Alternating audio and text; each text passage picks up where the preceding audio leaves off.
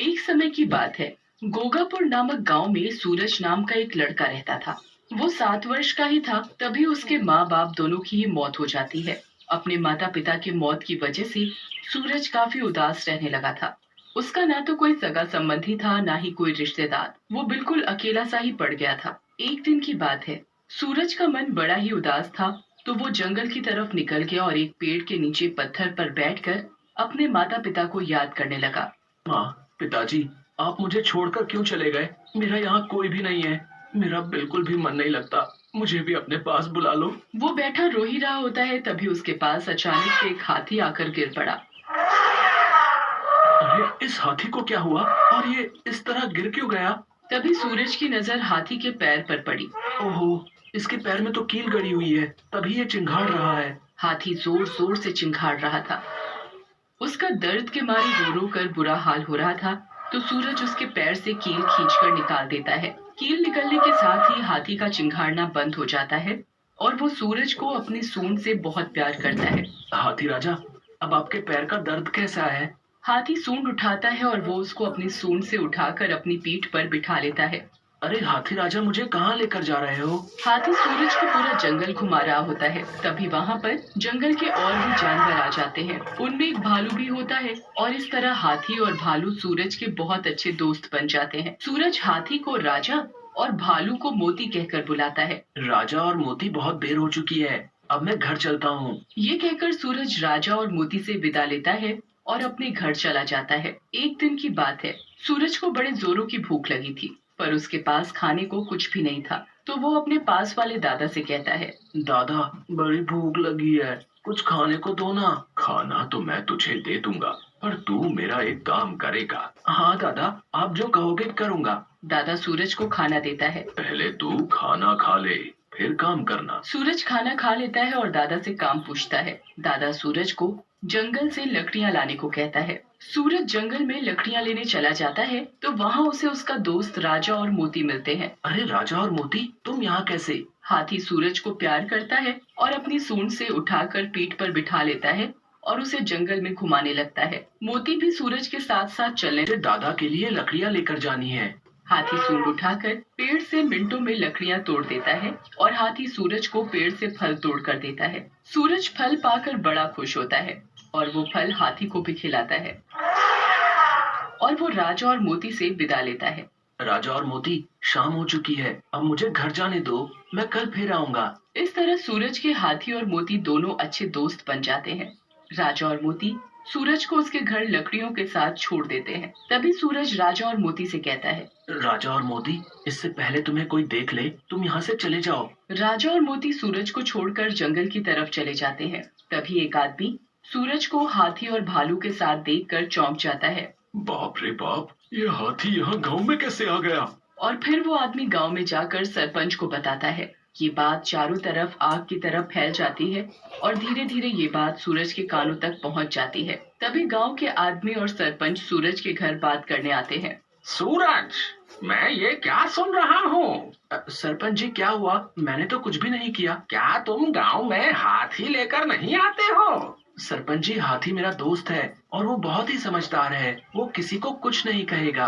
आगे से हाथी यहाँ गांव में नहीं आना चाहिए। अभी हाथी आ रहा है, बाद में फिर और भी जानवर आने लगेंगे, हैं? तुम्हें इन सब बातों का ध्यान रखना चाहिए। जी सरपंच जी, ध्यान रखूंगा। हाथी सूरज का बड़ा अच्छा दोस्त है। ये बात गांव-गांव में दूर दूर तक फैल चुकी थी। उसकी ये खबर शहर में सर्कस वालों तक पहुंच जाती है और वो सूरज के गांव हाथी और भालू को पकड़ने आ जाते हैं। इस गांव के पास वाले जंगल में हाथी और भालू है, उसे पकड़कर अपने सर्कस में काम करवाएंगे, जिससे हम और भी ज्यादा माला माल हो जाएंगे। ये कहकर सर्कस वाले जंगल की ओर निकल जाते हैं और जंगल में जाकर वो एक जाल बिछा देते हैं। सूरज इस बात से अनजान था कि सर्कस वालों ने जाल बिछा रखा है। उधर सूरज भी राजा और मोती के साथ खेल रहा होता है। तभी अचानक राजा और मोती उस जाल में फंस जाते हैं। राजा मोती, तुम चिंता मत करो, मैं तुम्हें अभी निकालता हूँ। सूरज राजा और मोती को निकालने की पूरी कोशिश करता है पर निकाल नहीं पाता। राजा मोती, तुम घबराना मत, मैं कुछ करता हूँ। पर सूरज की हर कोशिश नाकाम होती है। तुम घबराओ मत, मैं अभी गांव वालों को तुम्हारी मदद के लिए बुलाकर लाता हूँ। सूरज गांव की तरफ जा ही रहा होता है तो उसे झाड़ियों में छुपे 4 आदमी दिखाई देते हैं। वो सर्कस वाले ही होते हैं। सूरज उन लोगों को देखकर सब समझ जाता है। अच्छा, तो ये सब तुमने किया है? हाँ, हम हाथी और भालू को अपने सर्कस के लिए लेने आए हैं। हाँ, मैं ऐसा हरगिज नहीं होने दूंगा। देखो, तुम हमारे रास्ते से हट जाओ, हम तुम्हें इसकी मुंह मांगी कीमत देंगे। मैं ऐसा कभी नहीं होने दूंगा। अगर तुम यहाँ से नहीं गए तो हम तुम्हारे प्यारे राजा और मोती को जलाकर मार देंगे। सर्कस वाले गुस्से में मोती को जला देते हैं तो उसमें भालू की मौत हो जाती है और वो सूरज को भी जला देते हैं। सूरज चीखता रह जाता है। मुझे मत जलाओ, छोड़ दो इन बेजुबान जानवरों को, भगवान तुम्हें कभी माफ नहीं करेगा। पर उन लोगों को बिल्कुल भी दया नहीं आती और उसमें सूरज की मौत हो जाती है और वो राजा को पकड़कर गांव ले जाते हैं। सूरज भी एक भूत बन चुका था। वो मोती की लाश को देखकर बड़ा रोता है। इन जालिमों ने तुम्हें मार डाला, इन्हें तुम पर जरा भी दया नहीं आई। मैं इन सब लोगों को छोड़ूंगा नहीं, तुम्हारी मौत का बदला मैं जरूर लूंगा। भूत मोती की लाश के अंदर समा जाता है और उसका शरीर भालू का और मुंह भूत का बन जाता है और वो फिर राजा को ढूंढने गांव चला जाता है। भूत वहां जाकर देखता है कि राजा जंजीरों से बंधा हुआ है। राजा, तुम कैसे हो? तुम चिंता मत करो, अब मैं आ गया हूँ ना, तुम्हें छुड़ा लूंगा। सर्कस वाले दारू पीकर चैन की नींद सो रहे थे। उनमें से एक आदमी राजा के पास पहरा देने के लिए आता है। वो वहाँ भूत को देखकर डर जाता है। भूत, भूत! तुम लोगों ने मेरे राजा को मुझसे छीन लिया और मेरे मोती को मार दिया। भूत आदमी को बड़ी बेरहमी से अपने दांतों और नाखूनों से मार डालता है। उसके चीखने की आवाज से सो रहे बाकी आदमी भी जाग जाते हैं और वो अपने साथी को बड़ी बेरहमी से मरा हुआ देखकर घबरा जाते हैं। अरे, जतन को किसने मार दिया? लगता है कोई जंगली जानवर रहा होगा। तभी उनके सामने भूत आ खड़ा होता है और वो उन लोगों पर हमला कर देता है। मुझे मत मारो, मैं भी ऐसे ही चीख रहा था जब तुम लोग मुझे और मेरे मोती को जला रहे थे। मेरा मोती दर्द से चीख रहा था, वो जल रहा था, रो रहा था, पर तुम लोगों को उस पर तरस नहीं आया। और वो मोंटू को भी जतन की तरह ही मार डालता है। भूत गुस्से से जग्गी की तरफ देखता है और उसे मारने के लिए आगे बढ़ता है। तू बच के कहाँ जाएगा? अब तेरी बारी है। मुझे माफ कर दो, अब से मैं किसी भी जानवर को नहीं मारूंगा और ना ही पकड़ूंगा। मुझे माफ कर दो। मैं तुम्हारे आगे गिड़गिड़ाता रहा, पर तुम लोगों को इन बेजुबान जानवरों पर और मुझ पर जरा भी दया नहीं आई। तुम जैसे लोगों की वजह से जंगल के जानवरों की ये हालत हो गई है। तुम जैसे लोगों को जीने का कोई हक नहीं है। तभी उन लोगों की आवाज सुनकर गांव के लोग और सरपंच भी वहां आ जाते हैं।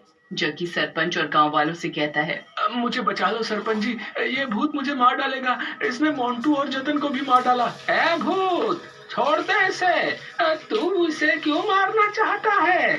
सरपंच जी, मेरी आप लोगों से कोई दुश्मनी नहीं है, आप सब मेरे रास्ते से हट जाओ। तुम बिना वजह यूं किसी को नहीं मार सकते। भूत सरपंच और बाकी गांव वालों के सामने असली रूप में आता है और उनको सारी बात बताता है। सरपंच और गांव वाले भूत की बात सुनकर बड़े दुखी होते हैं और कहते हैं, पकड़ लो इस जग्गी को, इसे छोड़ना मत। ये सूरज और मोती का गुनहगार है। तुम लोगों ने पैसों के लालच में इन मासूमों की हत्या कर दी। इसकी सजा तुम्हें जरूर मिलेगी। सूरज बेटा, ये तुम्हारा गुनहगार है, इसलिए सजा देने का हक भी तुम्हारा है। भूत जग्गी को अपने दांतों और नाखूनों से बड़ी बेरहमी से मार डालता है और तब जाकर उसको शांति मिलती है और वो मोती के शरीर से निकल जाता है। फिर वो मोती को अपनी शक्ति से वापस जिंदा कर देता है। सभी गांव वाले और सरपंच सूरज से वादा वीडियो करते अच्छा हैं। लगा हो सूरज तो को भी सब्सक्राइब गुनहगारों को एंड सजा लाइक देकर प्लीज मुक्ति करें। मिल जाती है।